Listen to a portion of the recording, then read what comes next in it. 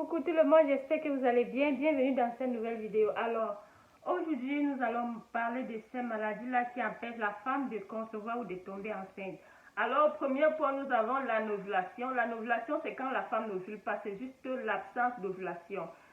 C'est souvent dû à un déséquilibre hormonal ou à la pratique de certaines méthodes contraceptives, à l'instar du vaccin contraceptif. Alors, si tu es une femme qui n'a pas encore accouché, même si tu as déjà accouché, tu aspires continuer avec l'accouchement, avec la maternité, je te déconseille fortement les méthodes contraceptives parce que les vaccins contraceptifs là, c'est pour empêcher d'ovuler. Tu peux prendre un vaccin qui a une période de 6 mois et après les 6 mois, ça part jusqu'à 1 an, 2 ans sans que tu n'ovules. Voilà. Et si après les 6 mois, si tu veux encore tomber enceinte, la conception sera vraiment très difficile. Alors je vous déconseille fortement ces méthodes-là parce que non seulement ça va vous empêcher de concevoir bien après, ça a aussi des effets négatifs.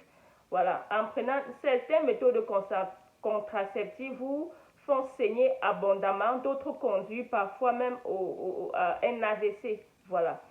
Au deuxième point, nous avons la dystrophie ovarienne, encore appelée syndrome des ovaires polykystiques. Alors, cette maladie se manifeste tout simplement par la présence, ça se caractérise par la présence des petites kystes au niveau des ovaires. Alors, elle se manifeste par l'absence des règles, les règles souvent irrégulières, voilà. Au troisième point, nous avons les myomes, fibromes, les kystes. Alors, les myomes sont des tumeurs qui lissent, un tumeur lisse qui se trouve au niveau du col de l'utérus, voilà. Les myomes se manifestent par, pendant les menstrues, vous saignez, le saignement est plus abondant que d'habitude. Il y a aussi la constipation, l'anémie, les vertiges, les règles irrégulières, voilà les manifestations de l'anémie. Donc, si tu es une femme, tu as ces manifestations, tu peux te faire consulter chez un gynécologue. Voilà. Au quatrième point, nous avons les trompes bouchées. Les trompes bouchées sont parfois dues à des infections mal soignées ou non soignées. Alors, si tu as une infection mal soignée ou non soignée, ça peut boucher tes trompes et tu as les difficultés de concevoir. Pour les manifestations, il n'y a vraiment pas une manifestation à mentionner. Cette maladie des trompes bouchées se découvre parfois lors des consultations gynécologiques pour des problèmes d'infertilité. C'est lors de ces consultations-là qu'on peut découvrir que vous avez les trompes bouchées. Alors, nous avons aussi en quatrième point des infections vaginales.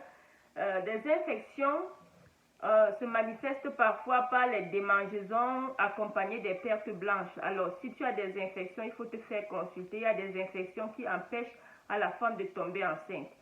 Au cinquième point, nous avons la sécheresse vaginale. La sécheresse vaginale empêche également la femme de tomber enceinte parce que pendant la période dite féconde, si le vagin est sec, s'il n'y a pas sécrétion de la glaire cervicale, il y aura difficulté des spermatozoïdes à remonter vers la paroi de l'utérus. Alors, il faut la présence de la glaire cervicale pour favoriser le déplacement des spermatozoïdes vers la cavité de l'utérus.